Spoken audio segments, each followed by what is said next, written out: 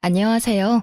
저는 지금 40 초반으로 아들 둘을 혼자 키우는 돌싱녀입니다. 솔직히 지금 이 사연글을 쓰고 있으면서도 제게 일어났던 이혼이라는 과정들이 지금까지도 믿기지가 않습니다. 10년이라는 긴 세월 동안 시대거른을 모신 제가 남편에게 뒤통수 맞는 얼얼한 보답을 받게 되었죠.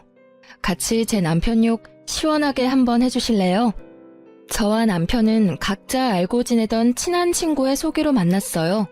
친구는 자기의 소꿉친구라며 남편을 소개시켜줬었고 생각보다 말이 잘 통해서 결혼까지 하게 됐었죠. 저는 시간을 자유롭게 누릴 수 있는 프리랜서 작가고 남편은 중소기업에서 일하는 직장인이었어요. 외동아들이었던 남편은 제가 가지고 있던 편견과는 다르게 무척이나 배려심 많고 다정한 성격이었어요. 결혼을 생각한 건 역시나 그 부분에 영향이 컸었죠. 당시 남편과의 결혼에서 신경 쓰이는 점이라고는 아픈 시부와 그런 시부를 직접 모시는 시모뿐이었어요. 시모가 시부를 모시고 있는 집에서는 보통 며느리도 그렇게 해주기를 바라는 마음들이 있잖아요. 본인이 그렇게 하셨으니 그게 당연하다고 여기는 분들도 계시고. 하지만 시모는 부양이라던가 간병을 당연하게 생각하시는 분은 아니었어요. 결혼 후에는 시부의 상태가 더 안 좋아지면서 시모의 부담이 커졌었거든요. 그때 저는 시부와 함께 시모의 건강도 더 신경 썼었어요.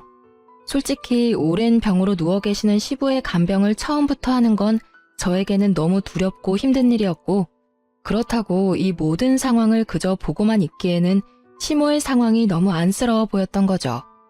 순전히 시모의 힘든 모습에 마음이 쓰여 시작한 일이었어요.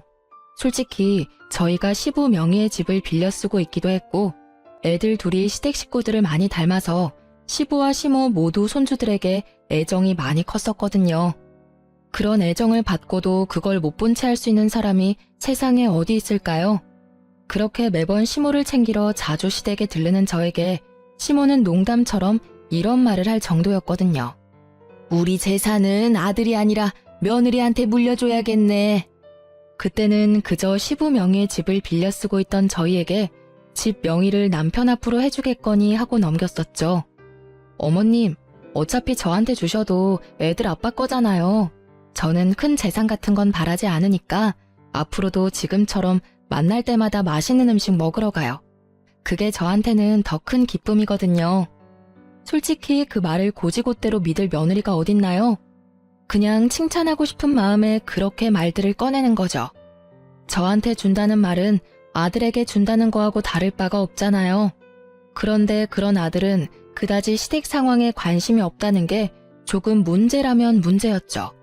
남편이 나쁘다기보다는 너무 바빴거든요.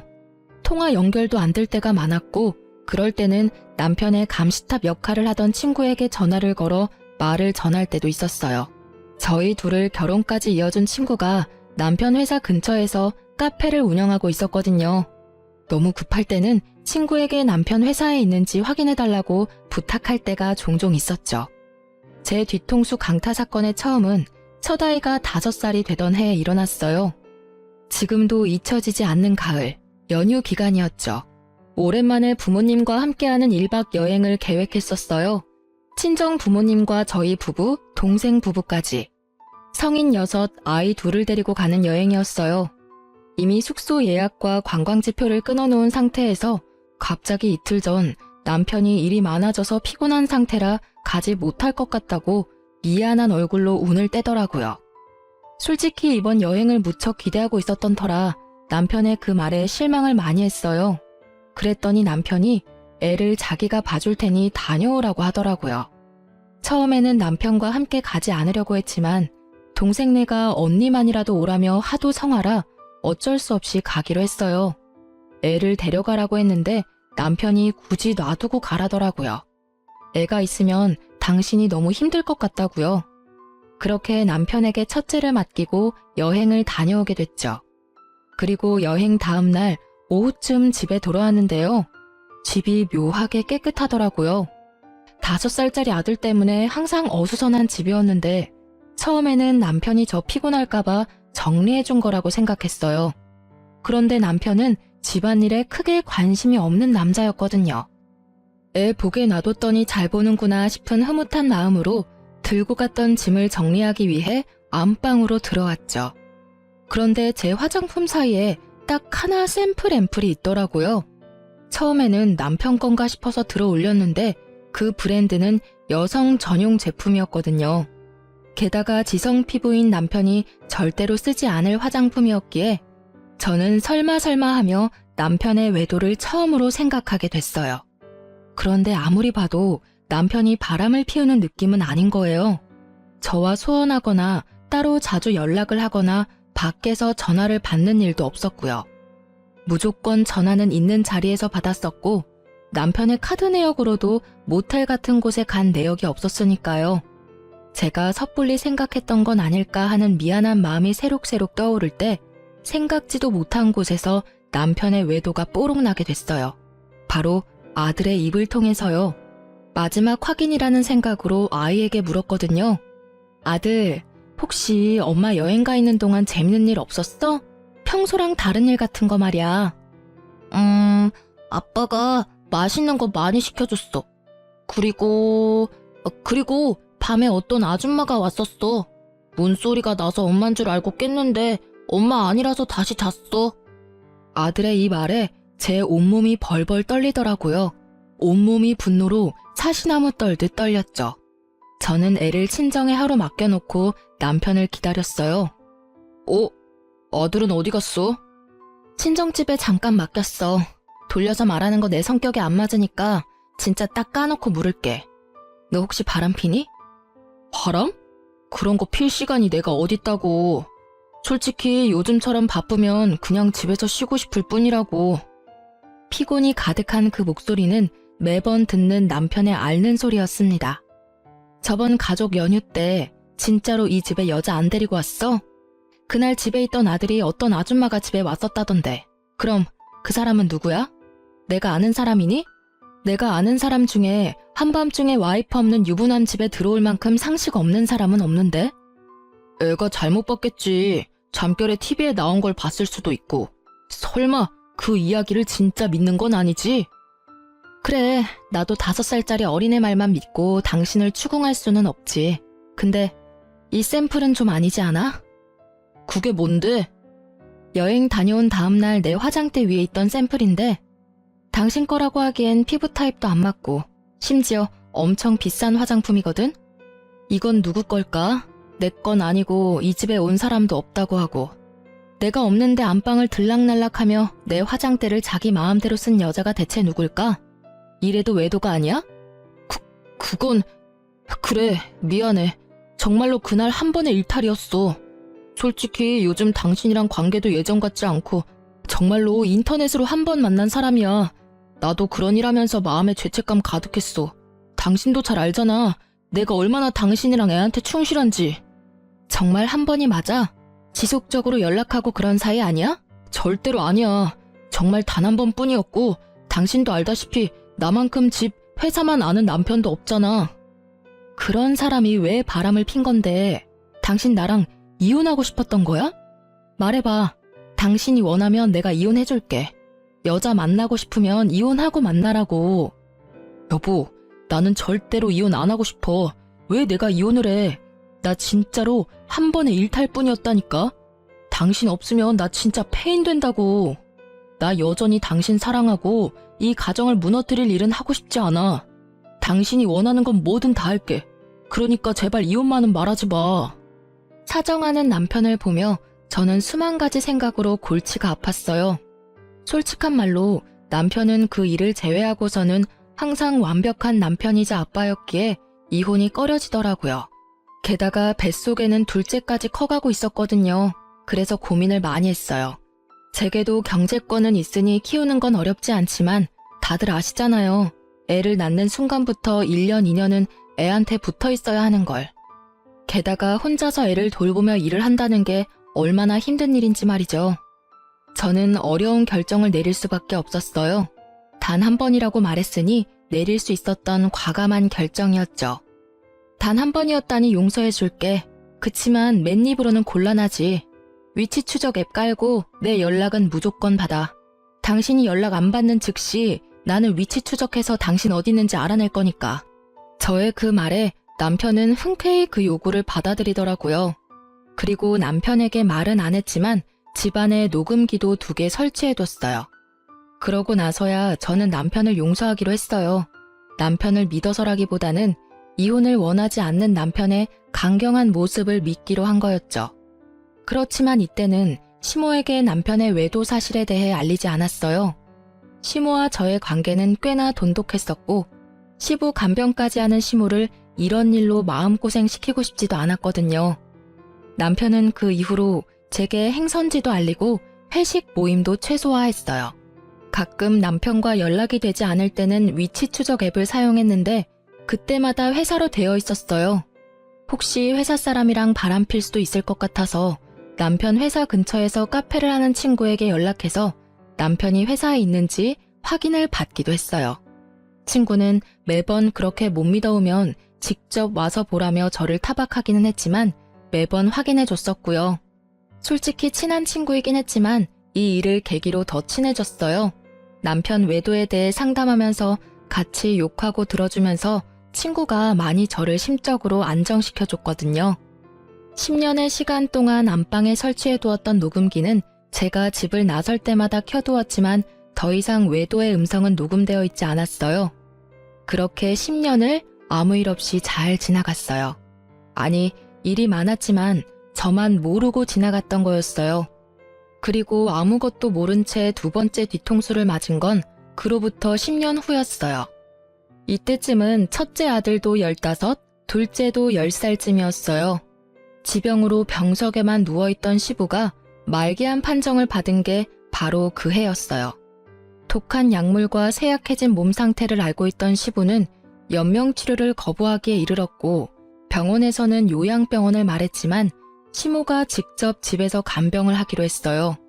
얼마 남지 않은 시간 가족과 보내고 싶다는 시부의 요구를 시모가 받아들였거든요. 어떻게든 살리는 시도를 하는 것보다 남은 나날을 좀 더 가족의 따뜻함을 느끼도록 하는 게 마지막 가는 날 후회를 남기지 않을 수 있을 거라는 시모의 마음도 있었던 거겠죠. 시모는 시부의 병세가 악화가 되었을 때 남편에게 전화했어요. 예, 아버지 마지막 가는 길 같이 있어주면 안 되겠니? 며느리가 주말마다 와서 같이 고생하는 건 알고 있고 너도 일하느라 힘든 건 잘 알지만 내가 보기에 너희 아버지 오늘 내일 할 것 같아. 미안한 부탁이지만 마지막 가는 사람 부탁이라 생각하고 둘 다 일주일만 여기 와서 같이 있어줘라. 어머니, 휴가 때문에 연차를 너무 많이 써서 연차를 쓸 수가 없어요. 게다가 다음 주에는 중요한 미팅도 잡혀 있어서 지방까지 내려갔다 오려면 시간도 너무 오래 걸리고. 그러니? 에휴, 그럼. 어머니, 저 혼자 갈게요. 어차피 저야 일 당분간 안 받으면 되고 애들은 친정에 맡겨놓으면 되고요. 당신도 미팅 끝나면 시간 되면 바로 시댁으로 와. 혹시라도 당신 없을 때 아버님 임종이라도 있으면 당신도 마음 아플 거 아냐. 결국 그렇게 저는 남편을 보내고 일주일치 짐을 싸 시댁으로 들어갔습니다. 그렇게 며칠을 시부모님과 지내며 이야기를 도란도란 나눴죠. 가시는 길 후회 없으시도록 시부와도 이야기 많이 했고요. 그러다 문득 시부를 재워놓고 시모와 같은 방에 누웠는데 시모가 이런 말을 하더라고요. 가는 길에 후회한 점 남기지 않았으면 하는 바람이다. 어떤 잘못을 했든 지금 말해주면 뭐든 용서해줄 수 있겠지. 그 말에 제 머릿속에 떠오른 건 10년 전의 그 사건이었어요. 저 어머니, 사실은 제가 10년 전에 그 사람이랑 헤어질 뻔한 적이 있었거든요. 뭐? 그게 무슨 소리냐? 너희는 아무 문제 없이 잘 산다고 생각했는데 게다가 10년 전이면 너 둘째 임신했을 때잖니? 뭔가 큰 문제가 있었던 거 아니니? 실은 10년 전에 그 사람이 바람피다 저한테 걸렸었거든요. 첫째가 그때 5살이었는데 제가 없는 집에 어떤 아줌마가 왔었다고. 그때는 둘째 때문에 꾹 참고 봐줬었죠. 그래도 10년 동안 착실하게 잘 살아줘서 다행이죠. 그런 일이 네가 마음고생이 얼마나 심했겠어. 그렇잖아도 시부 시모 둘 다 모시느라 힘든데 혹시 그 바람핀 여자가 누군지는 아니? 남편 말로는 인터넷에서 만난 여자래요. 하루 한 번 스쳐간 인연이니 신상도 얼굴도 모르죠. 그리고 알면 뭐해요. 지금 벌써 10년이나 지났는데. 그런 이야기를 시모와 도란도란 나누며 잠에 들었고 다음날 일어났을 때는 시부는 자는 중에 돌아가셨더라고요. 말기 암의 노환이라도 자면서 돌아가신 건 참으로 호상이라며 시모와 이야기를 나누며 남편에게 연락을 하려고 했어요. 전화를 받지 않는 걸 확인하고 짐 싸느라 바쁘나 보다 싶은 마음에 어차피 집에 가서 준비를 해야 할 것들이 있어서 집으로 향했어요. 잠깐 들린다고 들렀는데 집에 들어서자마자 저는 그 옛날에 느꼈던 위화감을 다시 한번 느끼게 됐어요. 깔끔하게 청소되어 있는 집의 상태에 10년 전 그때의 기억이 불현듯 떠오르더라고요. 저는 덜덜 떨리는 손으로 얼른 습관처럼 켜놓은 녹음기를 꺼내 확인했어요. 그런데 녹음기가 2개 다 보란듯이 꺼져 있더라고요. 분명 남편이 녹음기의 존재를 알고 있었던 거예요. 저는 혹시나 하는 마음에 옷방에 숨겨둔 홈 CCTV가 생각나서 그 영상을 확인해 보기로 했어요. 그 영상은 지워지거나 화면이 틀리지 않고 잘 있더군요. 옷방의 CCTV는 안방을 훤히 비추고 있었죠. 아무 일 없기를 바라는 마음으로 영상을 확인하는데 영상을 보는 내내 저의 눈은 화면에서 떨어지지 않았어요. 지금 보는 게 진짜가 맞나 싶은 마음이 들었거든요. 지방에 있다던 중요한 미팅은 전부 구라였고 그냥 일주일 동안 매일 퇴근하고 상간녀와 부부인 척 이 집에서 살았더라고요. 남편의 외도보다 더 놀라운 건 상간녀의 정체였어요. 그 상간녀는 나와 남편을 소개시켜준 저의 오랜 친구였어요. 매번 남편이 회사에 있는지 확인하려고 전화를 걸던 남편 회사 옆에서 카페를 운영하던 그 친구가 제 남편과 노닥거리는 모습을 지켜볼 수밖에 없었죠. 아니, 저번에 걸릴 뻔하고도 우리 집에 그렇게 오고 싶었어?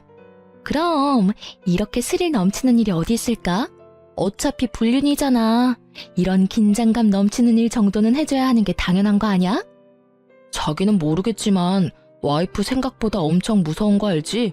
10년 전부터 지금까지 어디 나갈 때면 무조건 녹음기 틀어놓고 가. 그것도 2개나. 잘 알지? 그래도 우리가 10년을 넘도록 이렇게 만나고 있다는 걸 눈치조차 못 챘잖아. 뭐 한번 걸릴 뻔하긴 했지만 그래도 여전히 너 안 보이면 나한테 전화하는 거 알아? 내 옆에 있는 줄도 모르고 전화해서는 남편 어딨냐고 징징대는데 얼마나 꼴불견인 줄 알아?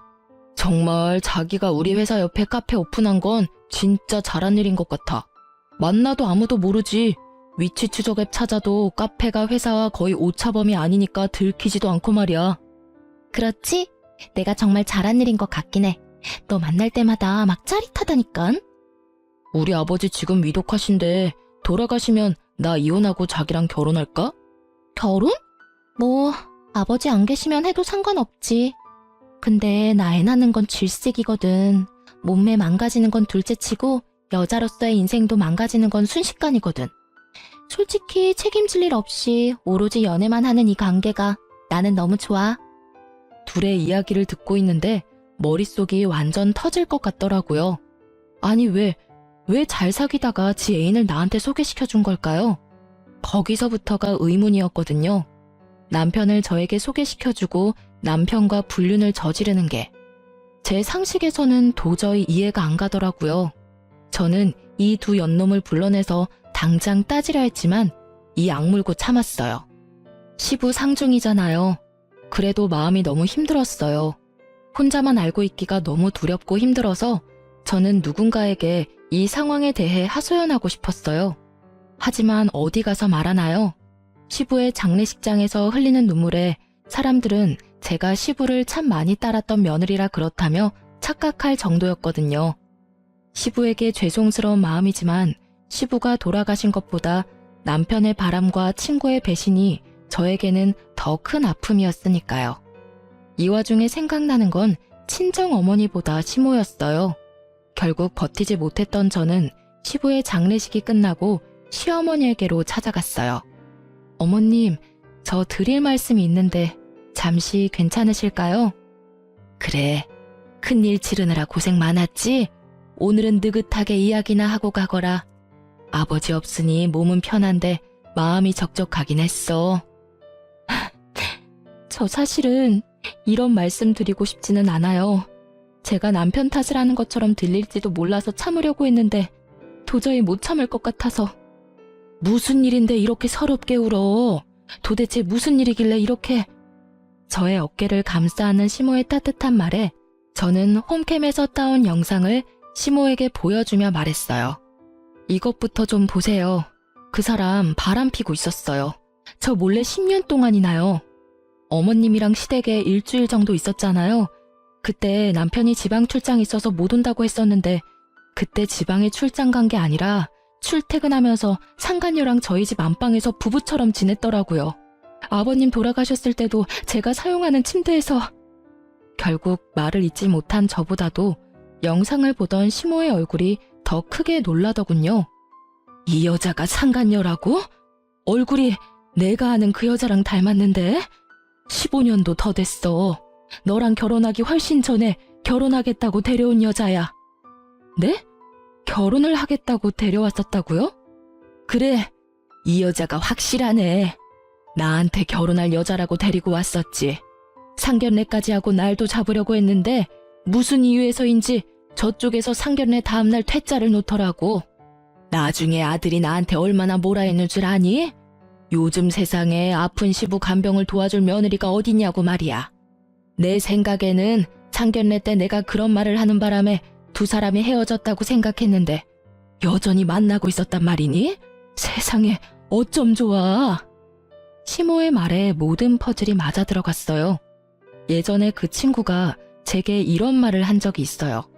결혼을 약속한 사람이 있었는데 그 집 어른들이 마음에 안 들어서 상견례하고 엎었다고. 그러니까 저는 바보같이 그 상간녀의 계획대로 시부의 간병을 돕고 친구의 불륜마저 몰랐던 제대로 뒤통수 맞은 바보 같은 년이 된 거였어요.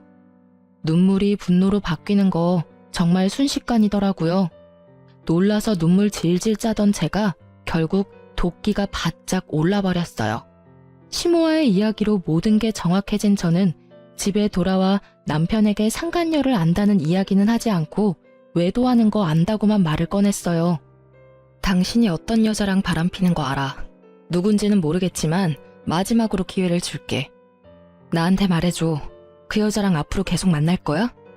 정말로 마지막으로 주는 기회라는 마음으로 물었던 거였어요. 잘못한 걸 알고는 있는지 고칠 생각은 있는지. 남편 놈이 제게 미안하다고 사과를 하거나 고치겠다고 다시는 만나지 않겠다고 한다 해도 이혼을 결심한 제 마음은 변치 않을 거예요. 다만 정상적인 답변을 기대하고 있었거든요. 그런데 남편 놈의 입에서 나온 말은 말이 아니라 망언이었어요. 결국 들켰네. 맞아. 나 바람 피고 있어. 이혼할 거면 빨리 하자. 나도 솔직한 말로 당신 앞에서 완벽한 남편 연기하는 거 힘들거든? 게다가 좋아하지도 않는데 좋아하는 척도 너무 힘들고 매번 야근하는 것도 얼마나 힘든 일인지 모르지? 진짜 10년 넘게 돌아왔어. 솔직하게 말해서 당신이랑 결혼한 건 아버지 간병할 사람이 필요해서였거든. 아버지도 죽었으니까 나도 이제 나 하고 싶은 대로 살아도 되잖아. 너 아버님 돌아가신 지 지금 며칠 됐다고 그런 미친 소리를 해? 게다가 간병할 사람이 필요해서 결혼했다고? 미친놈아. 이혼이 하고 싶으면 하고 싶다고 말하라고 했지. 10년 전에도 내가 뭘 했어. 이혼을 원하면 이혼해 줄 거라고 했어, 안 했어? 그때랑 지금은 상황이 다르지. 그때는 진짜 이혼하면 안 되는 상황이었거든. 당신이 있어야 엄마 아버지 맡길 수 있었으니까. 근데 지금은 없잖아. 완전 프리. 그러니까 나도 남은 여생은 내가 원하는 여자랑 살고 싶은 거야. 지금이라면 엄마도 그 여자 받아줄걸? 이딴 미친 소리나 찍찍 해대는 인간을 보고 있자니 제 속이 문드러지겠더라고요. 듣고 있는 귀가 더러워질 정도로 비정상적인 개소리에 결국 싸대기를 날리고 집을 뛰쳐나갔어요. 그리고 이악 물고 복수를 계획하기로 마음먹었죠. 두 사람에게 빅엿을 날려주기로 말이에요. 저는 두 사람이 불륜을 저지르던 장소에 집중하기로 했어요. 상간녀에 대해 모른다고 했으니 남편은 별 문제 없이 이 카페를 다시 찾을 게 분명하잖아요.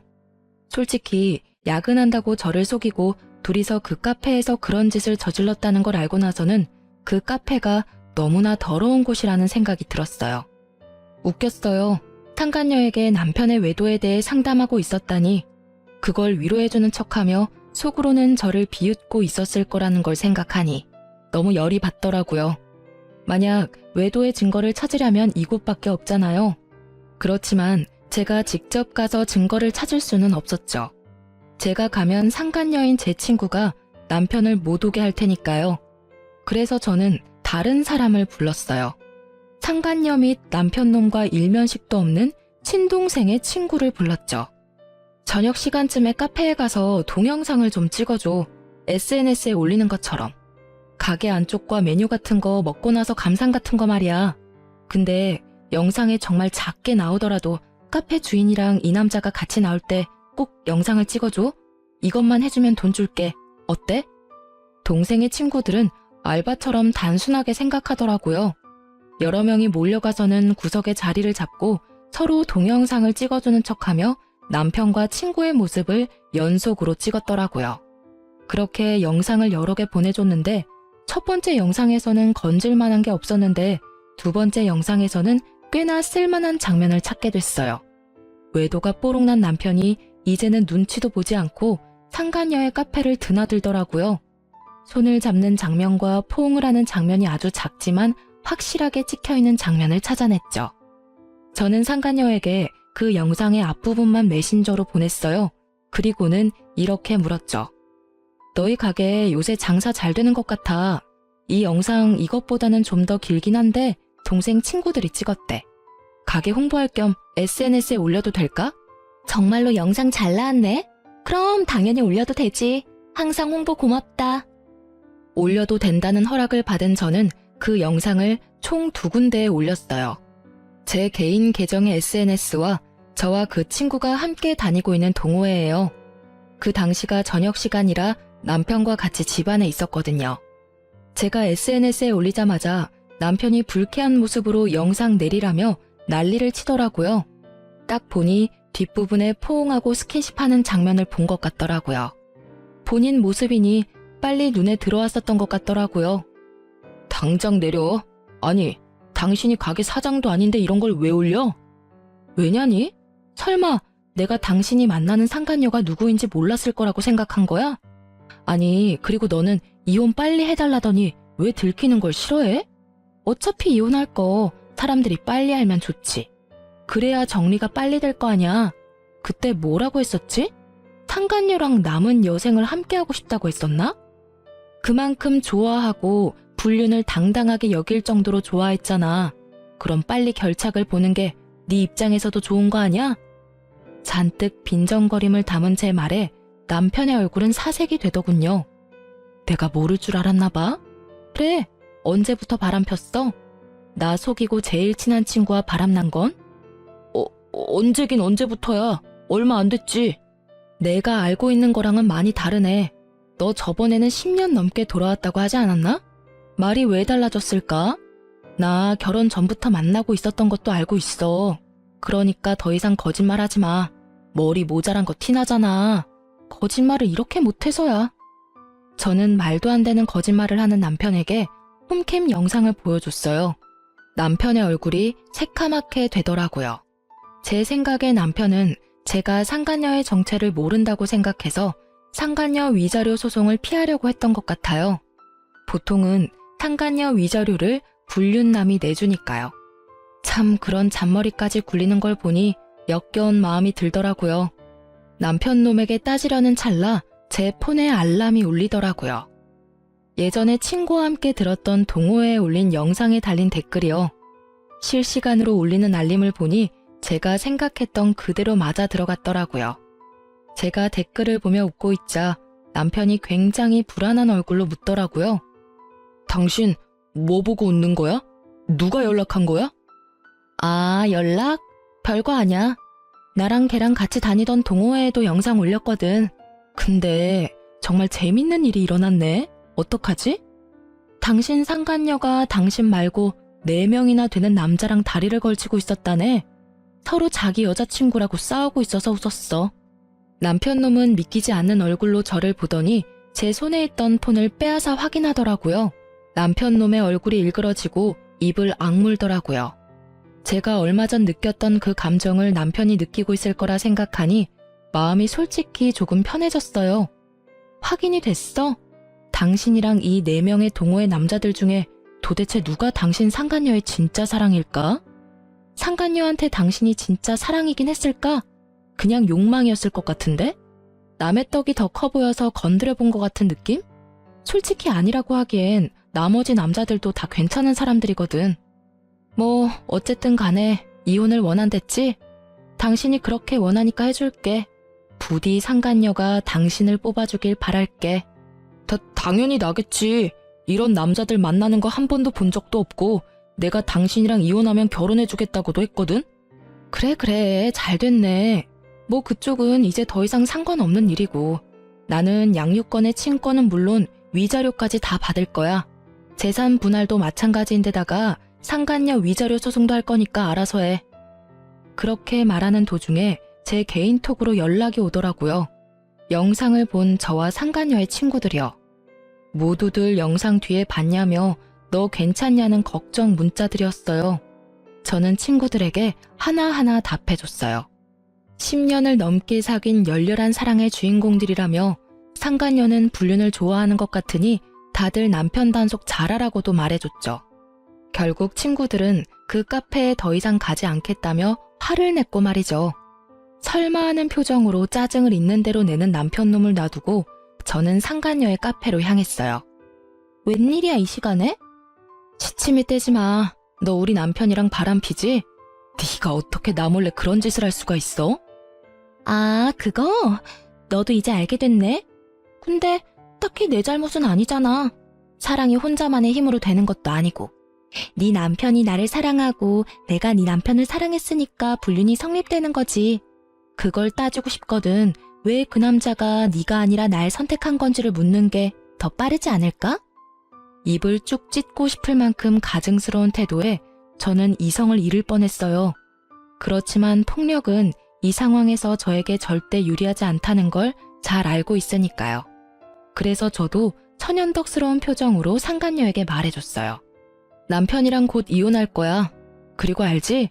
상간녀 소송은 상대방이 유부남인 걸 알고 만났다면 절대로 너한테 불리하다는 거 말이야. 아, 그리고 네 허락받아서 동호회에 올린 동영상 말이야. 나한테 이렇게 많은 연락이 오는지 모르겠네. 벌써 4명이나 되는 남자가 이 영상 뭐냐고 묻는데 넌 그 이유를 알아? 뭐? 미친 거 아니야? 그걸 왜 거기다 올려 이 나쁜 년아. 나쁜 년은 내가 아니라 너지. 어떻게 10년이 넘도록 나를 배신하고 속일 수가 있어? 너 정말 대단하더라. 바보 등신 같은 남편놈은 네가 진짜 사랑이라고 여기던데. 그럼 나한테 연락 온 동호회 남자들 4명은 뭐야? 그 사람들한테 내가 친절하게 말해줄게. 네가 누굴 선택할지 궁금하긴 하네. 그렇게 말하는 도중에 상간녀의 폰으로 연락이 미친 듯이 오더라고요. 딱 보니 남편이나 그 4달이 걸친 사람들이겠죠. 자기 폰을 보고 전화를 받지도 못하는 상간녀를 보니 너무나 통쾌해서 웃음이 다 났어요. 왜 연락을 못 받아? 하긴 그 사람들이 다 네 밥줄인데 어떻게 한 사람만 고를 수 있겠어? 그래도 아쉽네. 우리 동창들도 여기 이젠 안 오겠대. 동창들이랑 동호회 사람들 이제 다 안 오면 이 카페 찾아오는 단골 다시 만들어야겠네? 솔직히 그렇잖아. 절친 남편 꼬셔서 불륜까지 하는 너한테 어떤 친구들이 자기 남편 데리고 오겠니? 야, 너 이러는 거 명예훼손이야. 사생활 보호법 뭐 그런 거 위반이라고. 너 당장 고소할 거라고. 고소해. 네가 허락해서 올린 거니까 나한테 잘못 없거든. 분해하며 씩씩거리는 상간녀를 놔두고 저는 가게를 나왔어요. 뒤에서 분해서 소리 지르는 상간녀의 모습에 웃음이 슬쩍 나오더라고요. 그날 이후로 저는 남편과 본격적인 이혼 과정에 들어가게 됐어요. 그리고 이혼을 하게 된 것에 미안한 마음으로 시모에게 연락을 했죠. 어머님께는 죄송한 마음뿐이에요. 큰일 치른 지 얼마 되지도 않았는데 다시 마음고생하게 만들어서. 그런데 정말 죄송하지만 10년을 저를 기만하고 그것도 가까운 친구와 불륜을 계속 저지른 남편을 죽을 때까지 도저히 용서하지 못할 것 같아요. 미래가 뻔히 보이는데 계속 질질 끌다간 저만 더 상처 입을 것 같아서 이제 그만하는 게 좋을 것 같아요. 저의 그 말에 시모는 네 마음을 이해한다며 저에게 도리어 미안하다고 했죠. 대신 저는 시모에게 이혼하더라도 시모가 좋아하는 손주는 자주 만나게 해드리겠다고 철석같이 약속을 했어요. 그제야 시모는 조금 밝아진 얼굴이 되더라고요. 그렇게 시모에게도 이야기를 해놓고 저는 조금은 가벼워진 마음으로 이혼 전문 변호사를 만나 상담을 하고 있었어요. 그런데 시모에게서 연락이 왔어요. 급히 할 말이 있으니 시댁으로 오라는 말이었죠. 시댁에 갔더니 망할 남편놈과 변호사, 시모 이렇게 셋이 있더군요. 남편의 얼굴은 푸르죽죽한 것이 아예 죽을 상이었고 변호사분은 난감한 표정으로 눈치만 보고 있었어요. 시모는 무척 초연한 표정이었죠. 이게 무슨 일인가 싶어 저도 일단 말을 아끼며 시모의 앞에 앉았어요. 당신 도대체 무슨 알랑방귀를 꼈길래 아버지가 그런 미친 유언을 남기도록 만든 거야? 와씨, 어디서 곰 같은 거 주워와서 간병질이나 시켰더니 아예 집 전 재산을 다 훔쳐가지고 가네. 곰이 아니라 완전 여우였구만. 너 나 없는 동안 그러려고 아버지 간병하러 갔냐? 다짜고짜 따지는 남편의 말에 저는 어안이 벙벙했죠. 이 멍청한 놈이 나한테 뭘 따지고 있나 싶었거든요. 뭐라 말하려 하는데 시모가 남편 놈의 말을 딱 막더라고요. 넌 조용히 해. 잘한 거 하나도 없는 놈이 입을 놀리긴 어디서 놀려? 그렇지만 엄마, 진짜 말이 안 되는 이야기잖아요. 내가 아들인데 왜 재산을 저 여자한테 주는 건데요? 그렇게 궁금하면 네 아버지 살려서 물어봐. 애꿎은 나한테 성질내지 말고. 그리고 그 상황은 무조건 네 잘못 아니냐? 입이 10개라도 할 말이 없어야 할 놈이 어디서 입을 놀려? 이게 무슨 일이에요? 제 물음에 답한 건 남편 곁에 있던 변호사였어요. 저 고인께서는 돌아가시기 전에 공중 유언을 하셨는데 자신의 임종 때 마지막까지 자신의 곁에 있었던 사람들에게만 고인이 가진 아파트 2채와 상가 건물 3채를 지분 상속하기로 하셨습니다. 그리고 고인께서는 자신의 간병의 진심이었던 며느님께 현재 며느님이 살고 계신 신혼집을 온전히 상속하시겠다고 하셨고요. 그런 게 어딨냐고. 아니, 내가 자식이잖아. 멍청한 놈은 입에 개거품을 물며 그저 자신이 아들이라는 이야기만 수없이 변호사에게 소리쳐댔죠. 너 이 못난 놈아. 네 아버지는 돌아가시기 직전에 네 놈 바람핀 거 알고 가셨어. 며느리가 그날 말해주지 않았다면 몰랐겠지. 그리고 네 아버지도 네가 설마 아버지 임종 때 상간녀와 바람피려고 거짓말한 나쁜 놈인 걸 알았겠니? 어떻게 이래? 하나밖에 없는 자식인데 네가. 상간녀의 눈이 멀어서 아버지 돌아가시는 날까지 그런 미친 짓을 하냐고. 그러고도 네가 인간이야? 내 배에서 나왔지만 짐승 새끼도 그런 짓은 안 한다. 결국 소리치던 시모의 눈에 눈물이 뚝뚝 흐르더라고요. 그렇지만 남편놈 눈에는 시모의 눈물 따위는 보이지 않더라고요. 그저 앞으로 재산을 어떻게 해야 하는지 그것만 계산하고 있더라고요. 그걸 보니 한심함에 한숨이 나오고 시모를 보니 딱함에 한숨이 또 나오더라고요.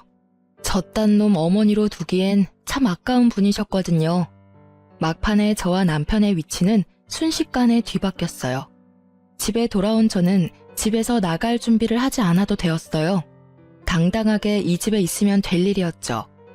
남편은 눈치를 보더니 그 다음날 상간녀를 집에 불렀어요. 아직 이혼 전인데 벌써 날 부르면 어떡해. 와이프가 보면 참 마음 아프겠네. 그렇게 말하는 상간녀를 보며 저는 미소 가득 담아 웃어줬어요. 둘이 할 말 많은 것 같은데 대화나 나눠. 난 빠져줄게. 네가 왜 나가? 아직까지는 너희 집이잖아. 너도 같이 들어. 무슨 말인지는 뻔하겠지만. 상간녀는 남편놈이 자기에게 프로포즈라도 할 거라고 생각한 듯 한껏 차려입고 왔더라고요. 야, 너 때문에 일 완전 꼬였어. 지금 우리 아버지 돌아가시면서 완전 똥 됐다고. 갑자기 그게 무슨 소리야? 너희 아버지 돌아가신 게 왜 나 때문인데. 너 설마 그런 이야기 하려고 나 부른 거니? 당연하지. 아버지 임종 때 네가 같이 있고 싶다고 우기는 바람에 너랑 같이 있다가 재산 다 날려먹게 생겼다고. 그게 왜 내 탓이야? 나랑 바람 피우면서 재산까지 가져가려고 했던 거야? 너 웃기다. 언제는 돈보다는 내가 좋다면서? 그리고 난 너 때문에 상간녀 소송까지 당해야 하는데 네가 그렇게까지 억울해할 일은 아니지. 야, 그걸 말이라고 해? 네가 뭐가 그렇게 억울한데? 나 혼자 바람 폈어? 너도 같이 바람 폈는데 왜 억울한데? 거기다 너 나 하나만 있었던 것도 아니잖아, 이 나쁜 년아. 나 너한테 속은 거야. 완전 가스라이팅 당한 거라고. 결국 남편 놈이 상간녀에게 물건을 막 집어던지더라고요. 완전 발악을 하면서요. 미안한데 집 그만 훼손해 줄래? 이 집 이제 내 집이거든. 너도 그렇고 상간녀도 그렇고 둘 다 싸우려면 나가서 싸워. 남의 집에서 꼴사납게 굴지 말고. 왜 이 집이 네 거야? 설마 이 집까지 너희 아버지 거였어? 미친, 넌 그 나이에 도대체 일어놓은 게 하나가 없어. 아, 됐어. 너 같은 루저는 내 쪽에서 사양이야.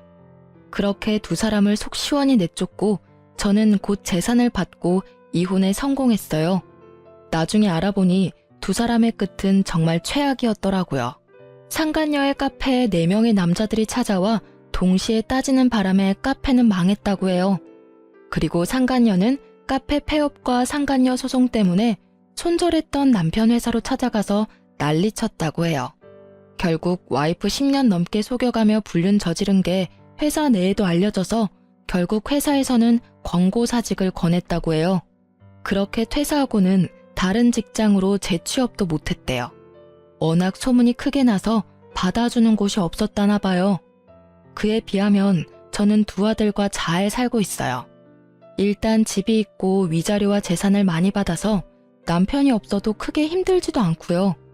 웃기면서도 슬픈 건 두 아들이 전부 아빠를 찾지 않는다는 거예요. 아마 첫째는 이혼 당시에도 나이가 꽤 있었던 터라 이혼 과정을 다 보고 아빠에게 질린 듯 더 이상 아빠를 자기 부모로 생각하지 않겠다고 말하더라고요. 둘째는 이제 곧 중학교에 들어가는데 우연히 근처 아파트 공사 현장에서 막노동하는 아빠를 보기 싫어 마주치고도 못 본 척 뛰어왔다는 말을 제게 하더라고요. 울먹이는 걸 보니 마음이 너무 찢어질 듯 아팠어요. 어떻게 아빠라는 인간 하나 때문에 애들이 이런 아픈 마음을 안고 살아야 하나 싶은 마음에서요. 솔직히 저는 제 인생에 남자는 없다는 생각으로 두 아들만을 키우며 살고 있어요. 워낙 완벽한 남자를 연기했던 전 남편이었던지라 어떤 남자든 다 못 믿겠더라고요. 솔직히 이제는 연애에 마음을 쏟을 만큼 어리지도 않고요. 제가 이 글을 쓰고 다시 한번 쭉 읽어보는데 참 욕이 저절로 나오더라고요. 아직도 그날의 충격에서 헤어나오지 못했는 건지도 모르죠. 그래도 인과응보라고 지들이 저지른 짓의 벌을 제대로 받게 돼서 참 다행이라고 생각해요. 글 읽으며 고구마 먹은 것 같은 체한 기분을 느끼기도 하셨겠지만 결과적으로는 정말 속 시원히 해결돼서 통쾌한 기분이 드셨을 것 같아요. 제가 보면서도 그런 기분이 드니까요. 이렇게 글 읽으며 같이 욕하고 화내주시는 분들이 있으니 저도 마음 놓고 제 이혼 글을 올려봤어요. 읽어주신 분들 모두 감사합니다.